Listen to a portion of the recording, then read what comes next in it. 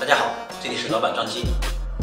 我们现在用这款办事室呢，这个每一次我们开机的时候呢，那么它会出现一个ROG 特有的一个定制的一个开机的一个音效啊，对，大家刚刚听到了没有？就是那种这个宝剑出鞘的那种唰的一下的感觉，非常酷啊，非常炫酷。但是呢，这样好听的声音，对吧？